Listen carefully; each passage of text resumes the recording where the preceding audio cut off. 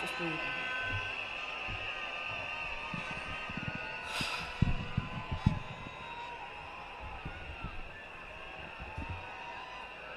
Hey.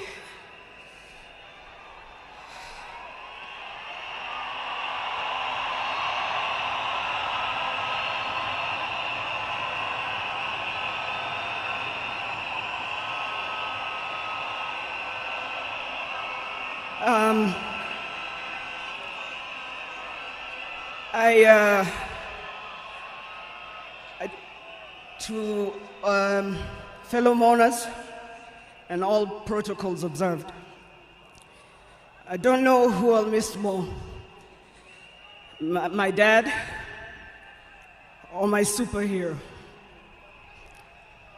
I've been the luckiest girl in the world because you are my dad. Only 3 other human beings were as lucky as me: Fidel, Rosie, and Junior. Dad, you are light, steady, unyielding, and deeply human. To the world, you are known by many names. When you were growing up, they used to call you Aluo. And then when you started work, they started calling you Jaramogi's son. And at some point, they started to call you Tinga.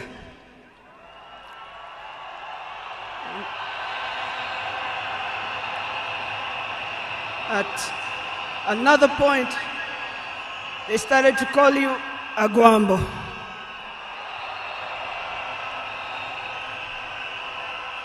Briefly there, they called you Nyundo. They called you Jacom. They called you Baba Fidel. But in the end, they called you Baba.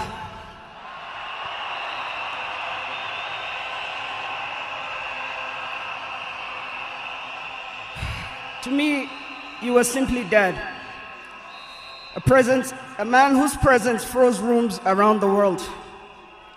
Our home was the Vitendawili testing ground, filled with trivia, quizzes that challenged the 4 of us, in a good way sometimes. When I learned that you willed to be buried in 72 hours, I laughed. Good old Dad, testing and planning for all of us, even beyond the grave. I can see you now laughing in your heaving manner. I can see you laughing at all of us, knowing that your wish will be done. To my fellow mourners, I learned from him that love for country is not just in words, but in sacrifice. That justice must be pursued even when the path is lonely. The true leadership is service and not power. Millions of you are in despair, but take heart, because he left a plan for you too. He led all of us, he taught us, he carried us.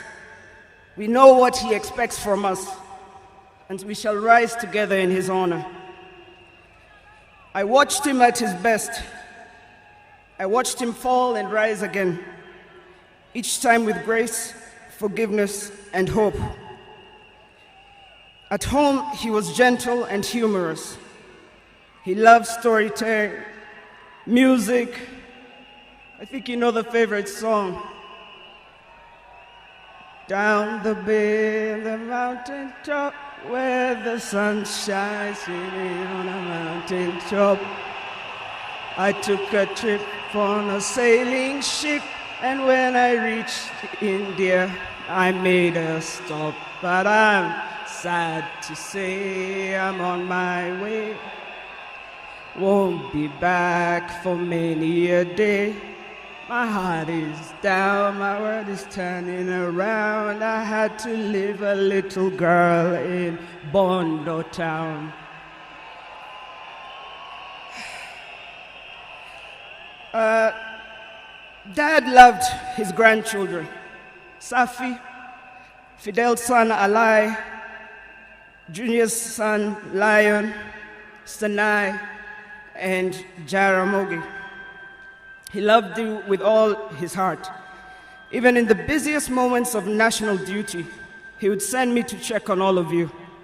I now know it was to remind us to stay grounded, for me to teach you how to dream boldly, and to always stand firm for what is right. Today, as we celebrate his life, I choose to remember not only the leader the world knew, but the father I loved with every fiber of my being. The biggest part of me died on the 15th of October, 2025. But the spirit of the lion roars on forever. Fellow mourners, I was with him in India when he took his last breath. He died in my arms. But he did not die like people have been saying on social media. Every day he was waking up and walking. And every day he would do 1 round. The next day he would push 2 rounds. That morning he pushed to 5 rounds. He died strong, when with dignity and with pride. And you must be proud of that. You all must also walk with your heads held high and walk strong and proud that he left as a gentleman.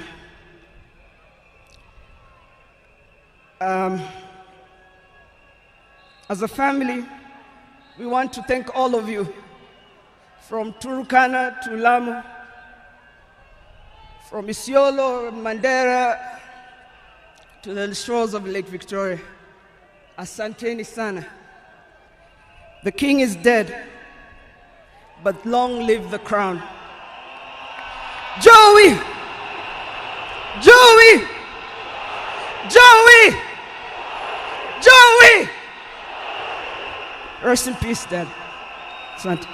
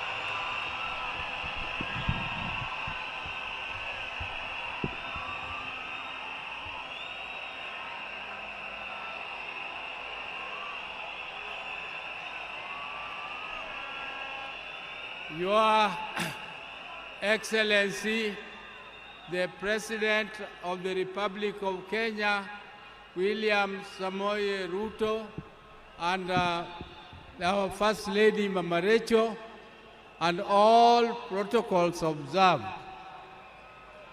I have a very heavy heart to say farewell to my dear brother. Raila was more than a brother to me. He was my friend, he was my age mate, he was my advisor, and he was my confidant, and he was everything, including business partnership. We grew up together more or less as twins, because the difference between me and my brother is only 1 year and 2 months. And unfortunately, my brother passed on my birthday, which is 15th October 1943. When we were growing together with my brother, we were in Bondo in Sakwa, though we were born in Maseno. But during that time, We were only 3 boys. And our mother was a disciplinarian more than our father. But my brother Raila knew how to cook. Our father's mother told us that you, my boys, you are also my girls. You must learn to fetch firewood. You must learn to cook. You must learn to prepare everything, including washing clothes and ironing and so on. Raila was best at all those things. The other thing Raila was best at was in class. Me, I was average. I could be number 5, number 4, number 3 sometimes if I did well. But Raila was always number 1. He was always number 1 in class. And I also want to tell you that Raila was a sportsman. He was a sportsman. He used to do what we were calling triple jump. He used to play football, and he used to do pole vault. But I was better than him in jumping and in pole vault. I want to tell you that my brother loved justice from the beginning. He loved to hear news. And one day he was late in school, and when the teacher asked him what he was doing, he said he was still listening to the radio. He wanted to hear news. And he was only at standard 3, standard 4. So Raila was a no-nonsense man. He entertained no mediocrity. Raila did not want mediocrity.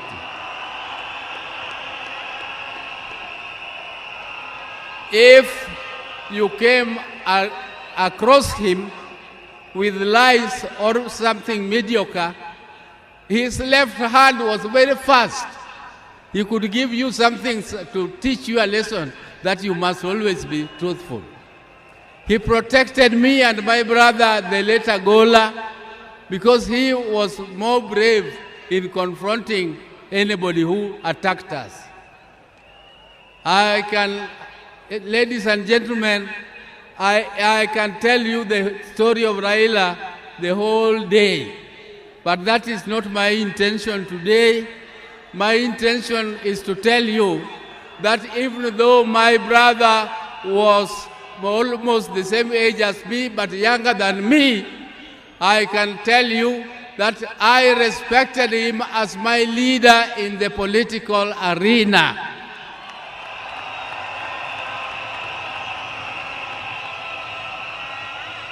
And I want to thank my party, ODM, for making me the acting party leader of ODM, the oldest and the largest party in East and Central Africa. I will take that mantle with vigor, and I must assure you, my colleagues, that I will not disappoint. Even though the shoes of Raila are too big to be filled. But I just want to try my best. I want to try my best. And now I would like to inform you that I'm also with my wife. My wives, I am a general. I have 2 of them. If I don't introduce them to you, they might feel jealous and refuse to give me food. There's my elder wife, Dr. Ann Ayo Oburu, is here. And come. This is the lady who took me out of boyhood. She is a doctor. She is a pediatrician, and she is the one with whom we grew together. But I thought that now, at my age, I don't want her to scratch me. I don't want her to massage me. So I brought her helper, Judith Oburu. Judith Uhuru.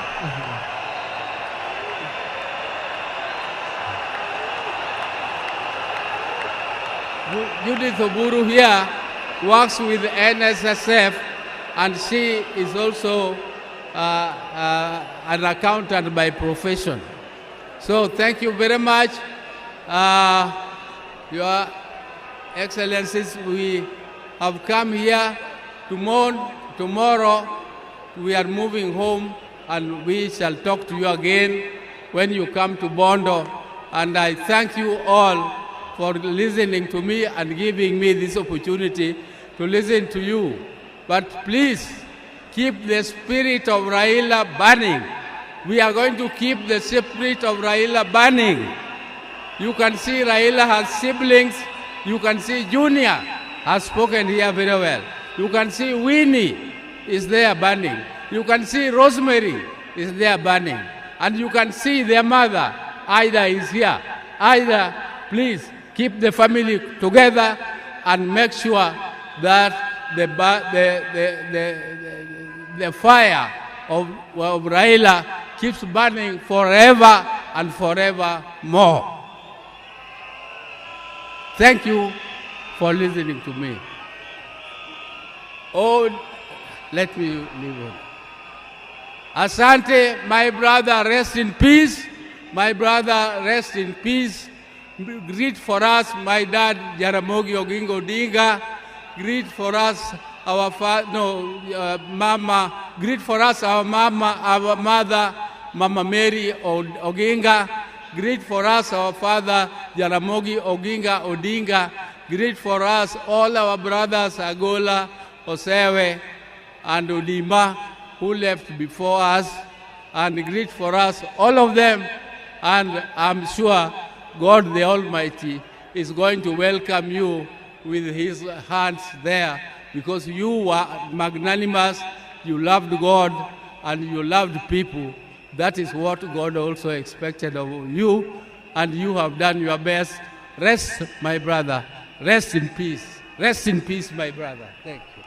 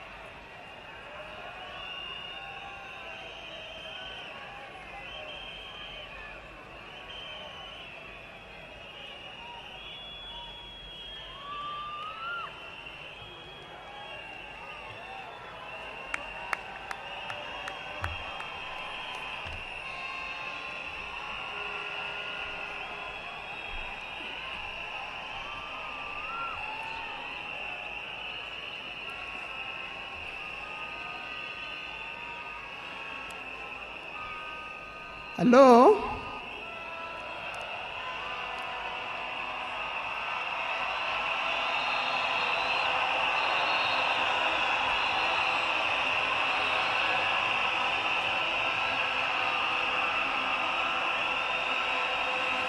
Thank you.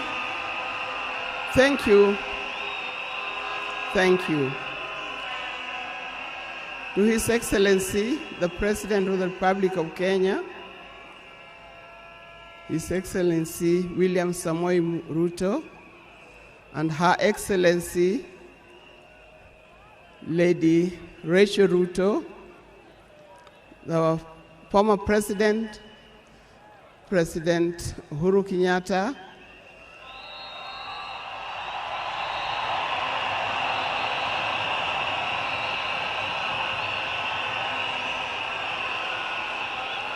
the visiting President,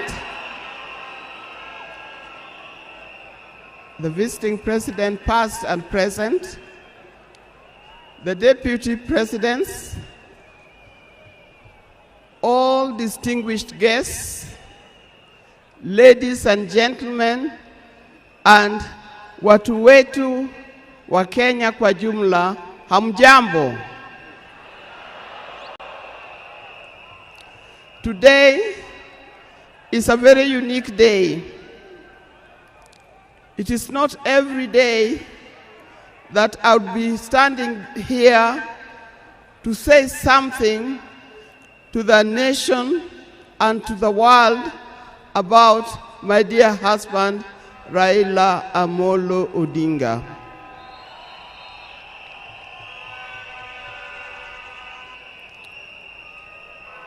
For those who don't know me, I've got a very long name.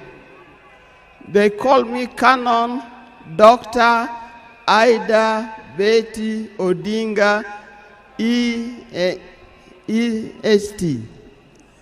Now, these names don't just come like that, but they are names that are given.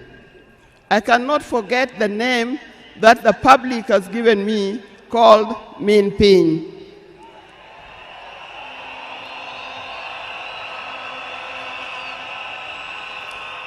That name is a very heavy name because it is a name that puts a lot of responsibility to the owner of that name. I'm also gotten the name of Peace Ambassador.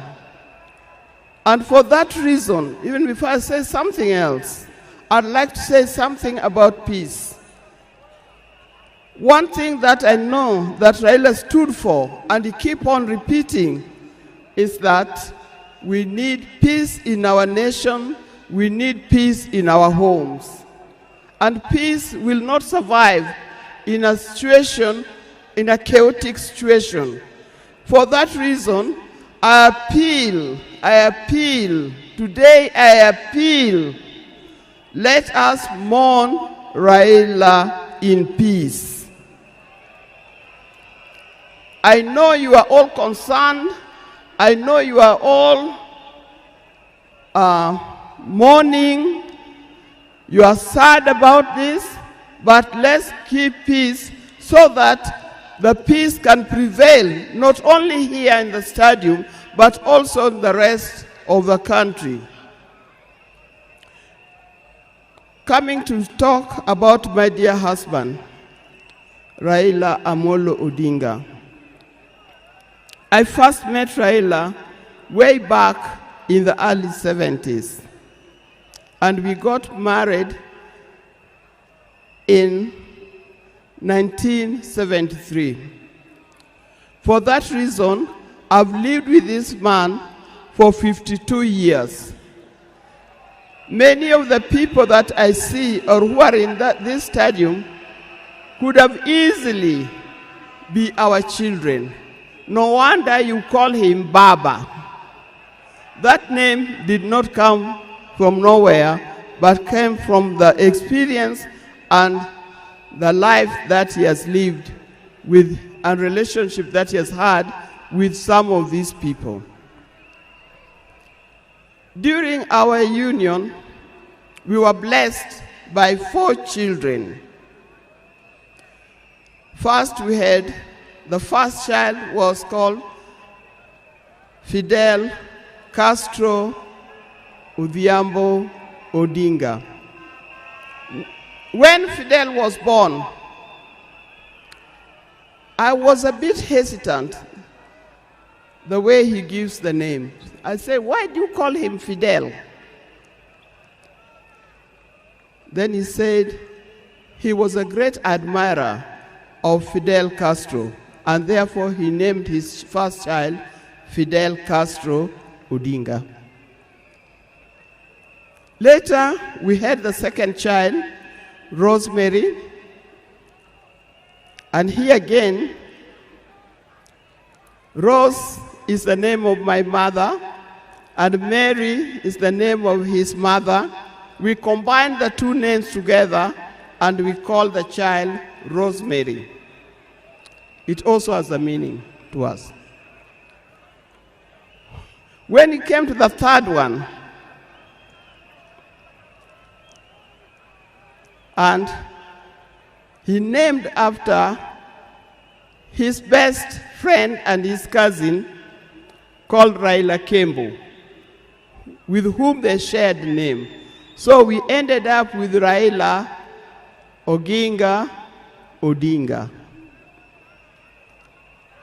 Last, there was a big gap, and I'll explain to you. Last came the fourth child. The fourth child, when I went to the hospital, and you know those mothers, or you know, you end up somewhere in labor ward. And I was watching the television. And on the television, that's the time when Nelson Mandela had come out of prison. It was he's been there for 27 years. Raila also had been in prison, but that's not why we named her Winnie. And I was watching the television. I could see Nelson Mandela and Winnie Mandela holding hands as Mandela walked out of the gates of the prison. By then, I didn't know what kind of child I was going to get. But then I said, if it's a boy, we'll name him Wilson Mandela. But if it's a girl, will be Winnie Mandela. And therefore, Winnie Mandela arrived. And that's the fourth child. I see when you look at this naming of the children, I know these days you can name your child anything that you want, but I'll appeal to those who are still having babies. Give your child a meaningful name, because you name them people you never saw, you never heard of, simply because it saw the name written somewhere. There's nothing wrong with giving our children the names of the people who in our lives we think are the heroes. Our life was not smooth life. Just like any other family, there's been ups and downs. But as we continue living together, we've learned how to cope, because we all have weaknesses and strengths. We learned to talk straight to one another.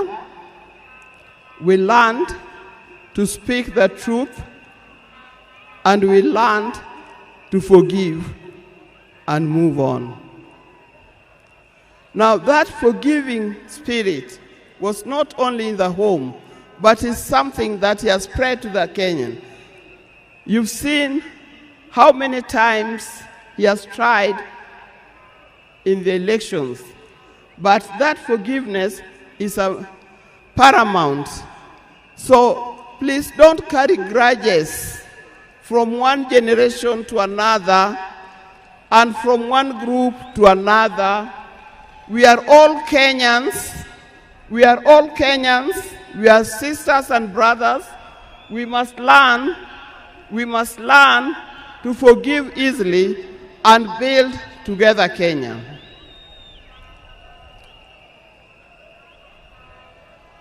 Towards the end, I'll not say everything. I would like to say everything, but time would not allow. And a span of 52 years is not a short time. I hope that when I get another opportunity, on Sunday, I'll be able to say more. But one thing that he kept on repeating to me is that we must urge Kenyans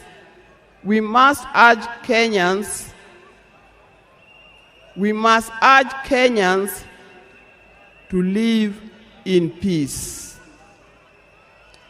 He kept on repeating that.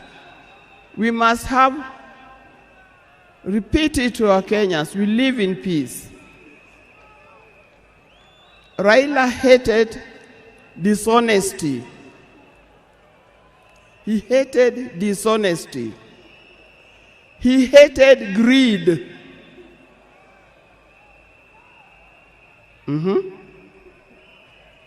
The greed that have affected the main fabric of our society. The greed that leads to stealing from the public coffers, the greed of leading that leads to corruptions. That's the kind of thing that Raila would not have liked to see. So, you people, you Kenyans, I'll tell you more. But I thank you. I thank you, those who have come and those who are watching us from other places. I thank you for standing with this family. I thank you for being here for us. And I thank you for helping us to mourn Raila. May his soul lie in eternal peace. And for the people of Kenya, I wish you well, thank you, and may God bless you. Thank you.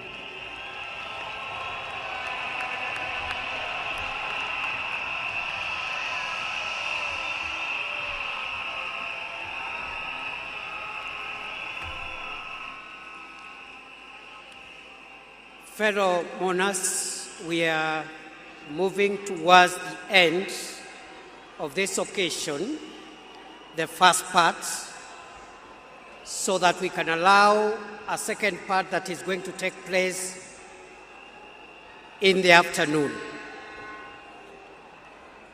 On behalf of Senator Dr.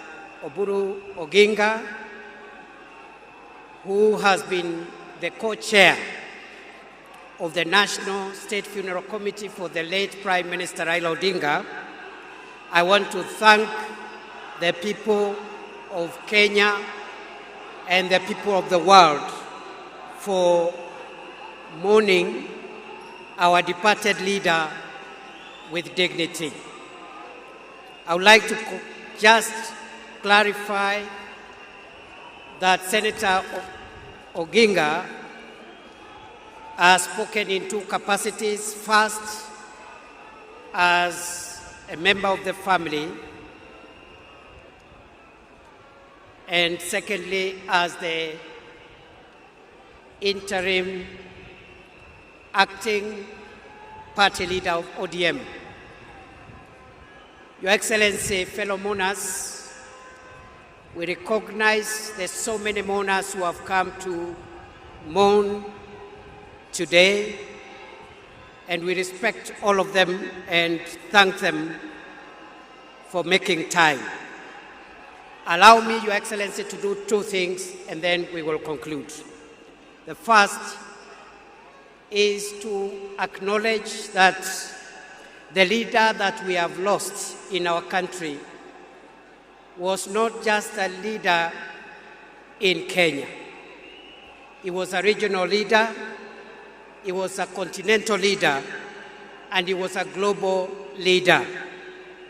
And that is why you see the kind of dignitaries that are present here, whom we recognize for their presence.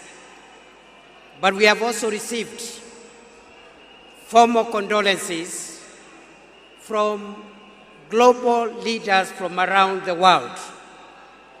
Allow me, mourners, to acknowledge those condolences from heads of state and government of foreign nations. We have the condolences of the President of Tanzania, Samia Suluhu Hassan, who has sent formal condolences and has sent her Vice President, who is present, the Foreign Minister of Tanzania, who is present, but we acknowledge the formal condolences from President Samia Suluhu Hassan from Tanzania. The Tanzanian delegation is also joined by the fourth President of Tanzania, the Honorable Jakaya Kikwete.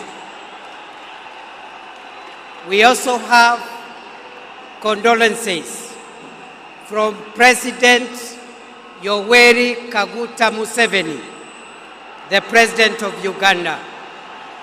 We have the condolences of President Paul Kagame, of Rwanda and President Kagame, in addition to the condolences, has sent the Interior Minister of Rwanda, who is present here, to represent President Kagame.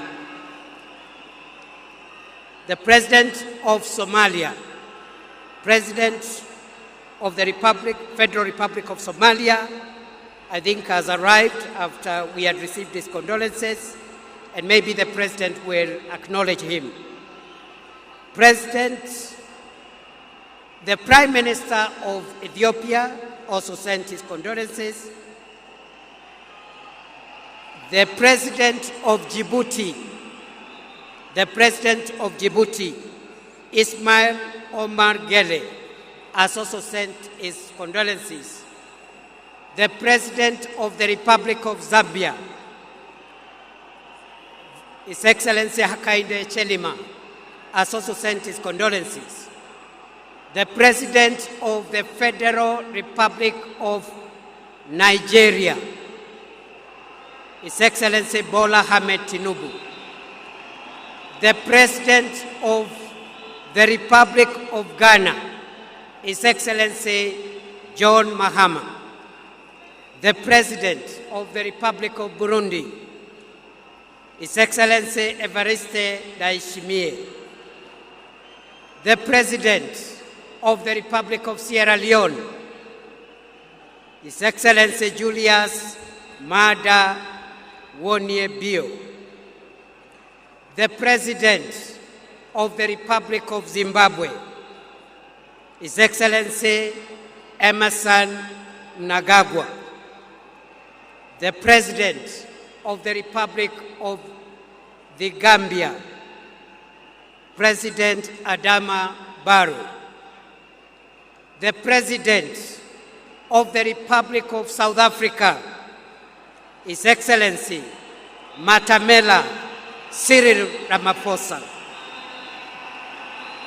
The Prime Minister of India, His Excellency Narendra Modi. The President of the Democratic Republic of Congo, His Excellency Felix Tshisekedi. We also are in receipt of the formal condolences of the following global leaders whom I want to mention and acknowledge. The Secretary General of the United Nations, His Excellency Antonio Guterres. The Chairperson of the African Union Commission, His Excellency Mohamed Ali Yusuf. The Head of the European Union delegation to Kenya. We also have the condolences of the Under-Secretary General and the Executive Secretary of the United Nations Economic Commission for Africa, the Director General of the World Health Organization, Tedros Ghebreyesus, Rich, who is the Chairperson of the United States of America Senate Committee on Foreign Relations, from the United Kingdom of Great Britain and Northern Ireland. We have the apologies of the Minister for International Development and Africa, Jenny Chapman.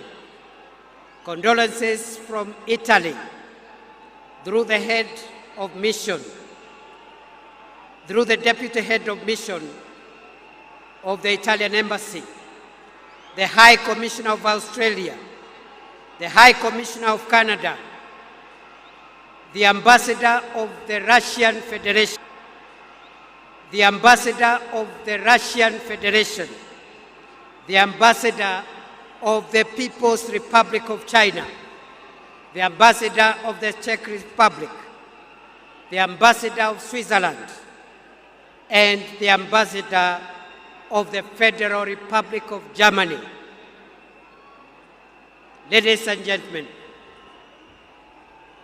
we now would like to hear the condolences and the remarks from two other speakers as we close this session. Let me acknowledge all the people, fellow Kenyans who have come to join us and join together in mourning our departed leader. Let me recognize our delegation here from the state side, the arms of government, all the arms of government, and the two levels of government are represented here. We are led by His Excellency the President, William Ruto, and the First Lady. We also have our retired President. We have the speakers of the two houses, the Chief Justice, members of the Cabinet, Principal Secretaries, the military command led by the Chief of the Defense Forces. We have our governors, senators, MCAs, and the ODM fraternity. Your Excellency, allow me to recognize, because you have permitted me to do so, in our presence,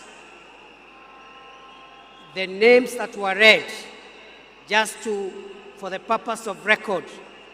The President of the Federal Republic of Somalia is here, His Excellency Sheikh Mohamud. The President of the Federal Republic of Ethiopia is here, His Excellency Taye Salessie. The Vice President of the United Republic of Tanzania, His Excellency Dr. Philip Mpango, is here.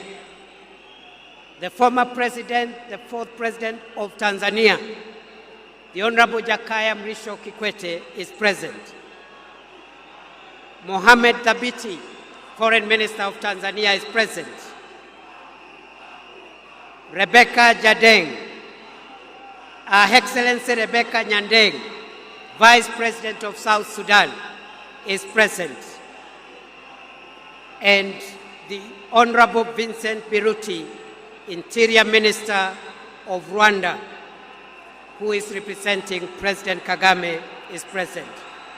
With those many remarks, allow me, fellow mourners, to request our former President, the fourth President of Kenya, Uhuru Muigai Kenyatta, to come and greet us and say pole.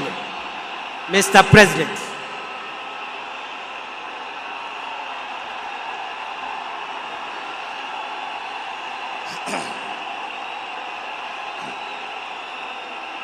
Asanteni sana.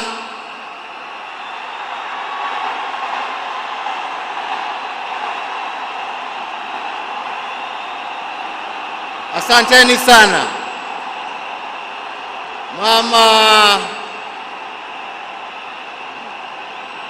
Mama Aida Odinga,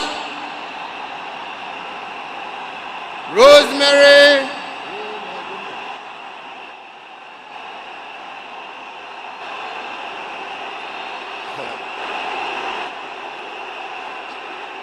Asante sana, nimeshukuru. Thank you. Asanteni sana.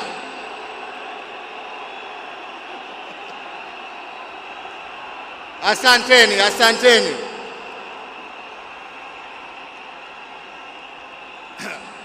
Nianze tena niseme Mama Aida Odinga, Rosemary,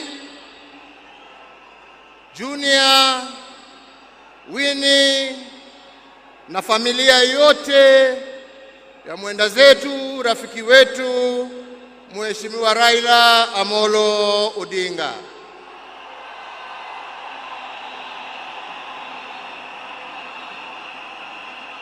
Mheshimiwa Rais wa Jamhuri ya Kenya, Mheshimiwa William Samoei Ruto na First Lady Mama Rachel Ruto, viongozi wa nchi za kigeni na majirani ambao wametutembelea kuja kuomboleza na sisi, waombolezaji wenzangu, hamjambo? Hamjambo tena? Asanteni sana. Tuko hapa pamoja kama Wakenya kusherehekea maisha ya Mkenya mwenzetu, kiongozi, rafiki yangu, lakini mimi nilimpenda kama ndugu yangu.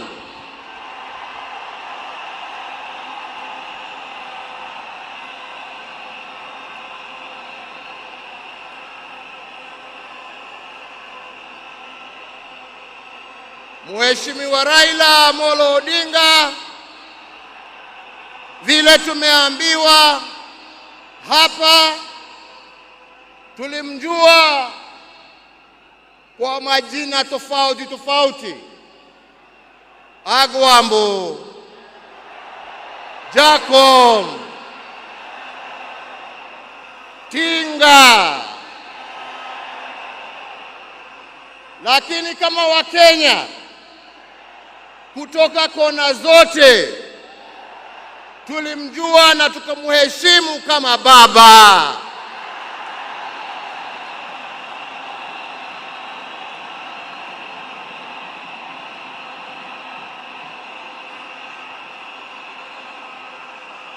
Na tulimuita baba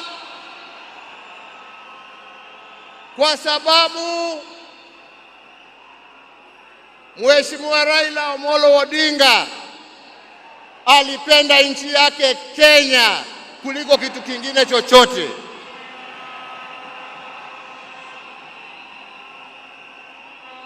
Mheshimiwa Raila Amolo Odinga alikuwa baba wa wote, hakuwa na ukabila, na alipenda nchi na wananchi wa Kenya wote.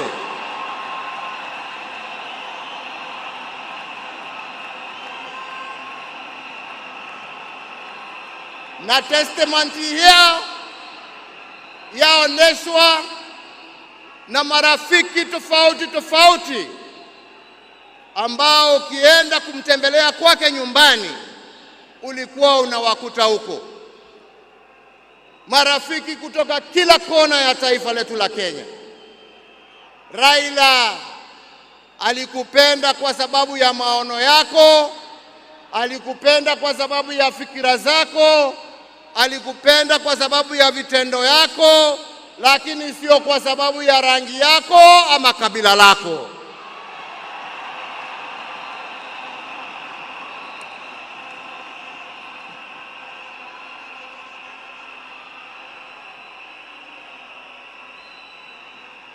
Leo hii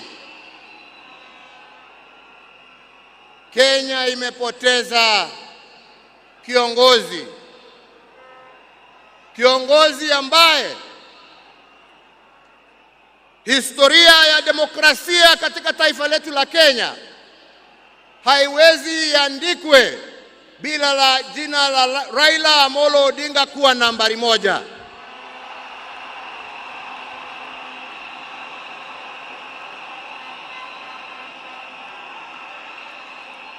Historia ya Kenya ya kutetea haki za kibinadamu na haki za wananchi wote haiwezi iandikwe bila jina ya Raila Amolo Odinga kuwa nambari moja.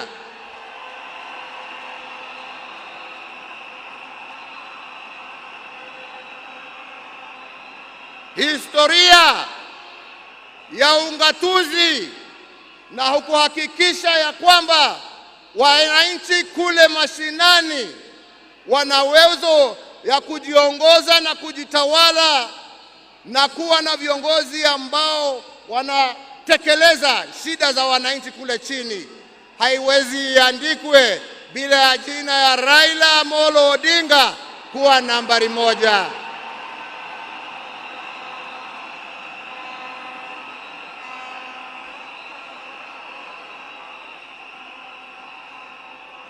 In short, nasema vipi? Nasema hivi, Raila ametuacha kimwili, lakini ndani za roho yetu, ndani ya spirit ya Kenya, ataendelea kuishi miaka na miaka tukisonga mbele.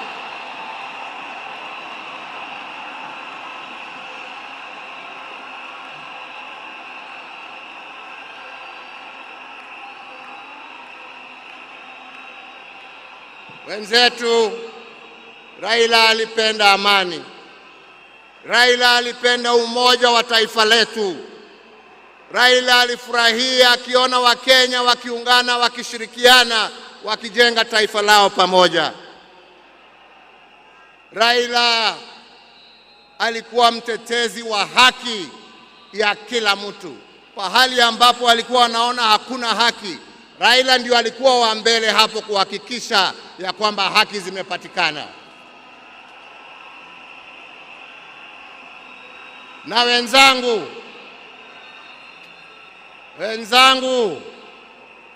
nawaambia hivi, tunawakumbuka wakina Mzee Jomo Kenyatta na Jaramogi Odinga kwa kutetea uhuru wa nchi yetu.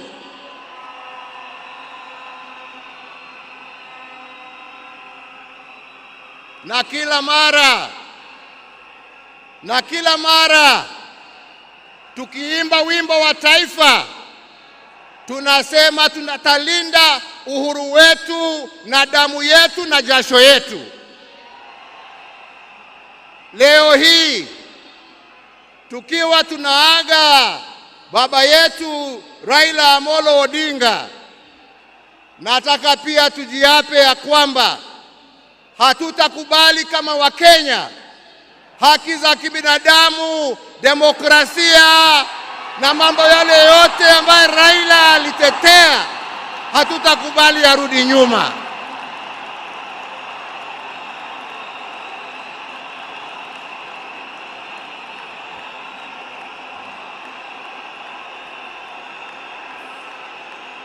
Hatutakubali yarudi nyuma. Tutasonga mbele tukizingatia hizo haki kwa sisi ambao tumebaki na wale ambao hawajazaliwa. Hivyo ndivyo ndugu yetu angependa kuona, na hiyo ndio njia ya kuona legacy yake kama kiongozi wa taifa letu. Wenzetu, sio siku ya mambo mingi. Nimekuja kuomboleza rafiki na ndugu, lakini siwezi nimalizie nisiposema ya kwamba hata kama leo tuna huzuni na tunaomboleza, lazima kama Wakenya tuchukue nafasi hii, kwa sababu Raila hangeweza kutenda yale ambayo alitenda kama angekuwa amesimamiwa na mama nguvu wa kazi, Mama Aida Odinga, na watoto wake Rosemary Junior,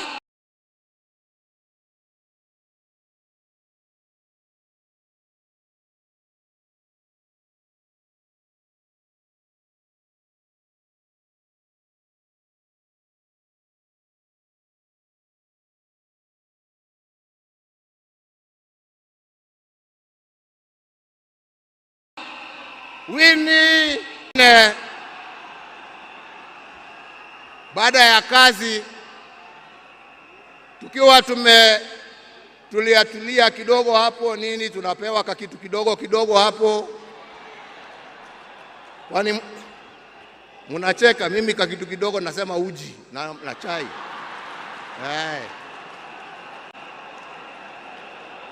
Lakini wakati tulikuwa tunapiga gumzo, saa nyingine tulikuwa tunajiuliza, unajua jamani, wale wazee ambao wameenda, wakina Jaramogi, wakina Jomo, wakina Nkrumah, wakina Mwalimu Nyerere, Jameni, unafikirianga wakiketi wanaongeanga mambo gani? Mimi nilikuwa nasema unajua wanaongea siasa kama sisi, wanatuangalia tu na mambo hii yetu ya upuzi hapa. Wanatuchekelea. Anasema lakini unajua I'm very keen kujua. Sasa ndugu yangu, umeenda mbele yangu. Sasa tayari najua mnajiongeleshana huko. Na sio ati niko na haraka ya kuja kuwafikia, lakini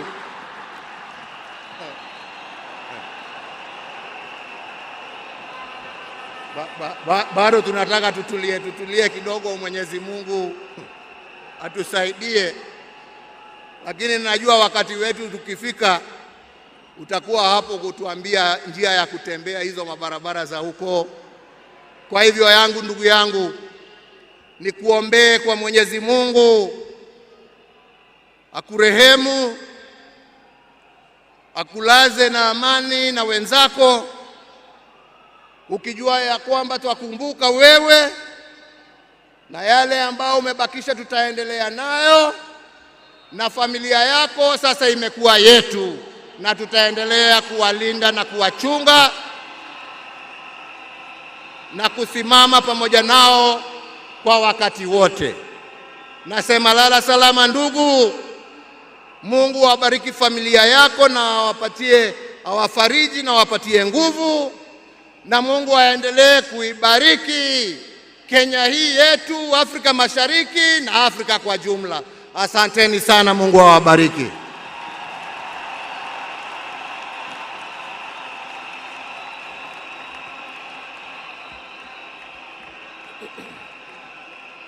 Thank you very much, Mr. President. Kwa sasa nilisahau kidogo kutambua uwepo wa mkuu wa mawaziri Musalia Mudavadi, jaji mkuu Martha Koome na aliyekuwa makamu wa rais wa zamani Stephen Kalonzo Musyoka, hata yeye yako area. After the end of this ceremony, the security agencies led by the Kenya Defence Forces will make announcements through the military MC on the procedure that is going to be followed, because immediately after this, we want mourners who have come to pay their final respect to the departed leader to have as much time as possible in an orderly manner, in a dignified manner, to view the body of our leader. And we want that exercise to begin as soon as possible, but we want to appeal for order, for calm. We have enough time. We are not in a hurry. Everybody who has come here today for that reason will get a chance. As a committee that has been working on this, we want everything to go right. So please, our military, our security agencies will help us coordinate that so that we have security in the stadium as we pay our respects to our departed leader. Before we do that, allow me, ladies and gentlemen, now to invite the President of Kenya, His Excellency William Samoei Ruto, to come and address us. Mr. President, sir.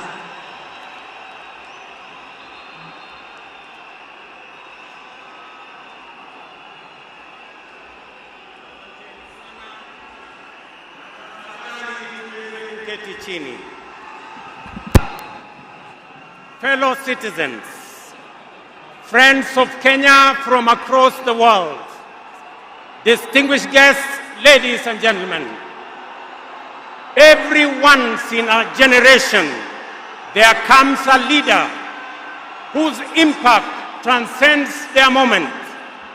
whose courage inspires change and whose vision shapes destinies. My brother, Raila Amolo Odinga, was one such leader. Across space and time, there are few exceptional persons who, when summoned by the call of history, rise to meet the challenges and opportunities of their time with indomitable vigor, with absolute conviction, and with unwavering valor. The Right Honorable Raila Amolo Odinga, Ward Mary, Ward Nyar Alego, Agwambo, Tinga, Jacom, Enigma, Ward Pin, Baba, the man in whose honor we gather here today belonged to that rare, irrepressible breed of human beings. My dear brother Raila Amolo Odinga, as we bid you farewell, we do so with the deepest gratitude as a nation and as a people. We grieve your loss. We celebrate your 80 years of presence and also salute you for the great statesman and patriot that you were. To Mama Ida and your children, Rosemary, Raila Jr., and Winnie, as well as the larger Odinga family, led by our elder brother, Senator Dr. Uhuru Odinga, please accept the nation's most heartfelt condolences on this immense loss. Kenya stands with you in this moment of sorrow. We share in your inexpressible grief, but we also share in your pride for your husband, your father, your brother, and your kin, who belonged not only to you, but also to us. Thank you for sharing him so generously with us as families and as a nation. Amolo may no longer walk with us, but his spirit lives within every Kenyan and every African. Such was the depth of his influence and impact that even in his absence, his presence endures. Fellow citizens, we gather here today not just to mourn the passing on of Baba, but celebrate his purpose, his vision, and his ideals.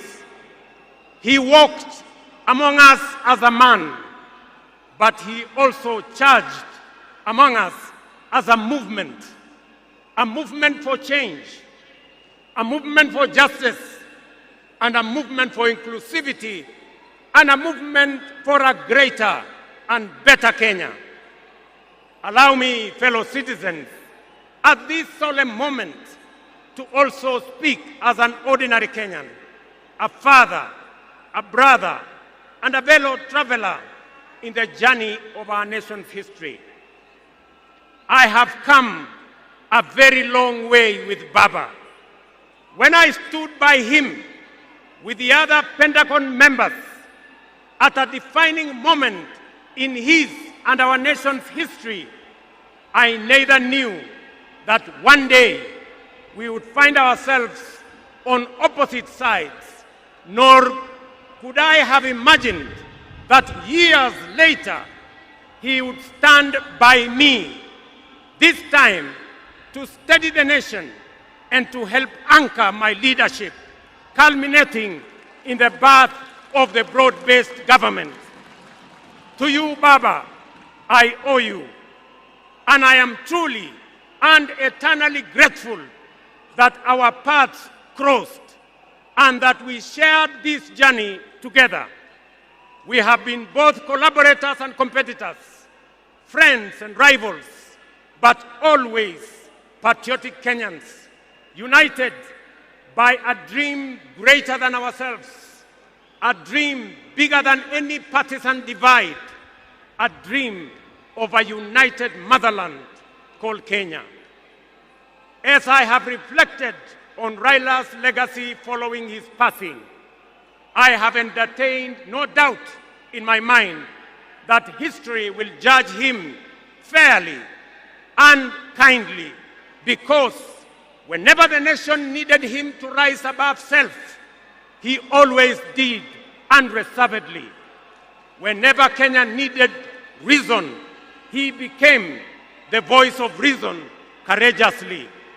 And whenever the country needed a hand of reconciliation, he offered it without hesitation. Perhaps one of the greatest lessons he taught us was this: in the noble task of statecraft and nation building, there is room for all of us, competitors and collaborators, rivals and allies, bound together by one higher purpose, the greater good of our republic. Fellow citizens, those who worked closely with the Honorable Raila Amolo Odinga know that he was irrevocably stubborn in his vision for a just, prosperous, and united Kenya, a nation where opportunity belonged to all and justice favors none. In Tinga, Kenya found a reformer, a moral compass, a reconciler. He proved that progress demands both courage and patience, that we must be stubborn on the vision, but agile on the details, adjusting our means, our plans, and our strategies, but never compromising our mission. The gentleman we are bidding farewell today gave more to this country than most will ever. He endured years of imprisonment, exile, and political struggle for not the privilege of power, but for the principle of service. He bore the scars of his struggles with dignity and calm poise, and turned pain and suffering into purpose. Jacom was also at home in the humblest of homes and at ease on the grandest of global stages. His heart belonged to the people. He shared in their pain, rejoiced in their victories, and never lost faith in the people's goodness. Fellow monarchs, one of the Honorable Raila Odinga's favorite songs was Jamaica, Farewell by Harry Belafonte, a melody of longing and gentle sorrow. He often broke into a dance and with a big smile sang, "Round the Bay of Mexico, where the sun shines daily on." Thank you very much. Today, those words ring with profound meaning, significance, and impact. Our elder statesman, the Honorable Raila, is sailing on a ship, not to Jamaica, but to home beyond. He will not be back with us for many a day. He leaves behind many little girls and boys, not in Kingstown, but here in Nairobi, in Kisumu, in Mandera, in Vihiga, in Mombasa, in Kakamega, in Wajir, and in every village and valley across our land. Baba has finished his race. He has kept the faith. He has served his people and humanity. It is our solemn prayer to the Almighty God that the soil of the land which Honorable Raila so tirelessly served shall embrace him with grace, that the nation he sacrificed for shall eternally cherish his memory, and that the people for whom he fought for shall carry his dream forward. Ladies and gentlemen, fellow citizens, when a man of the stature of Baba, a towering patriot, a relentless reformer, a visionary statesman, and a selfless servant of the people departs from among us, when a mighty bongo tree falls among us, we are left in awe of a life so immense in purpose and impact.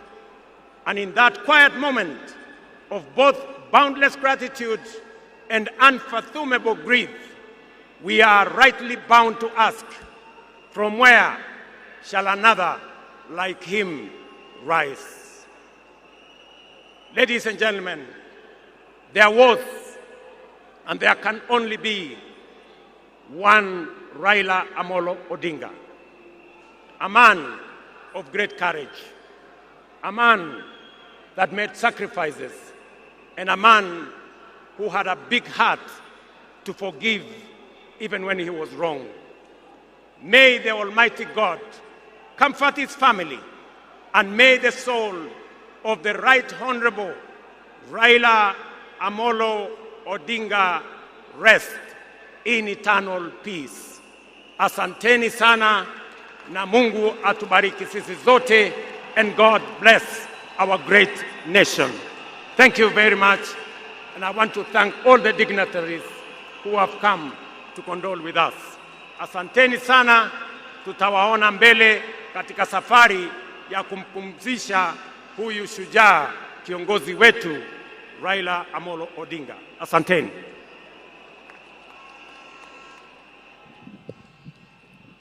Na sasa naomba sote tubaki tumesimama ili tumalize rasmi kwa wimbo wa taifa. Wimbo wa taifa.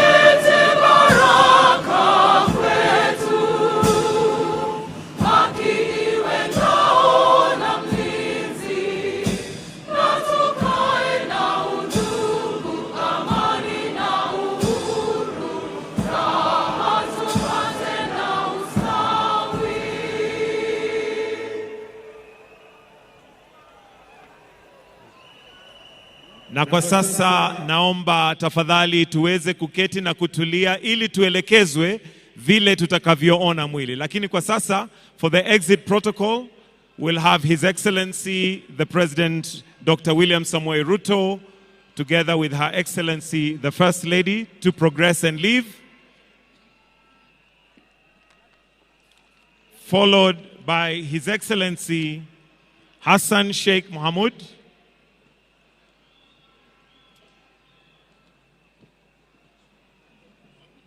Basi alivyosema mwenzangu ni kwamba wananchi wazalendo tutaweza kupewa fursa ya kutazama mwili wa mwenda zake. Tafadhali tunaomba tuweze kuruhusu familia na itifaki zingine ndiposa tuweze kutazama mwili huu. We'll also have His Excellency President Uhuru Kenyatta to exit, followed by His Excellency the Deputy President. The rest, we are kindly requested to relax kidogo ili tuelekezwe vile tutakavyotoka. Na sasa nitamkaribisha mwenzangu Misango ili aweze kutuelekeza, especially for those of us who want to view the body, how we are going to do that so that it's orderly. Misango, karibu. Asante sana wenzangu. Basi wenzetu wanapojitayarisha, studio ningeomba utupe ule wimbo wa Otio Talingalinga tunaposubiri maafisa wetu kuweza kujitayarisha tuweze kutazama mwili huu kwa heshima. Shujaa huyu aliyelala aliyekuwa waziri mkuu wa taifa letu la Kenya, Mheshimiwa Raila Amolo Odinga, na wanajeshi wako hapa ange kuwaomba wananchi kwamba tuna muda hadi hata ikifika saa ngapi mtaweza kutazama. Tunaomba tu taratibu wa kutazama mwili huu tafadhali. Basi viongozi wetu wa kidini, tutaomba muweze kuongoza familia waweze kuondoka, ili sherehe zingine zitakazoongozwa na jeshi letu za kutazama mwili ziweze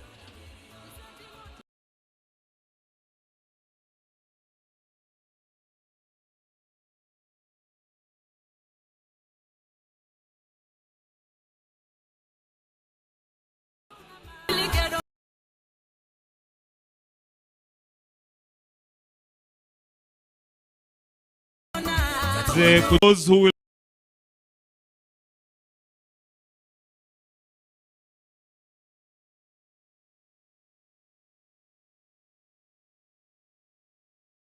will be preparing for us to view an opportunity to prepare, then we can do that properly.